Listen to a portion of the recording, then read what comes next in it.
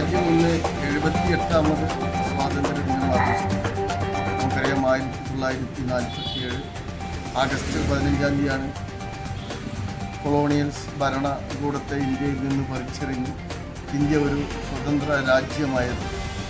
78 വർഷങ്ങൾ പിന്നിട്ടപ്പോൾ നമ്മുടെ രാജ്യം സാമ്പത്തികമായും അതേപോലെ തന്നെ മറ്റു കാര്യങ്ങളൊക്കെ വലിയ പുരോഗതി നേടി ഇന്ന് ലോകത്തിൽ തന്നെ മാതൃകയായ രീതിയിൽ നമ്മുടെ രാജ്യം മുന്നോട്ട് പോവുകയാണ്.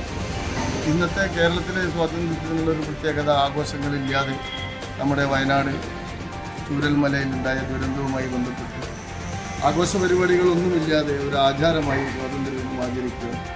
നമുക്കിന്ന് ഈ രാജ്യത്തെ ആളുകളോട് പറയാനുള്ളത്, ബ്രിട്ടീഷ് കൊളോണിയൽ ഭരണത്തിനെതിരെ പടപൊരുതി മരിച്ച ധീര ജവാന്മാരുടെ, ധീര ദേശാഭിമാനികളുടെ ജ്വലിക്കുന്ന ഓർമ്മകൾക്ക് മുമ്പിൽ നമുക്ക് ഈ സ്വാതന്ത്ര്യത്തിന് സമർപ്പിക്കാൻ. നന്ദി, നമസ്കാരം.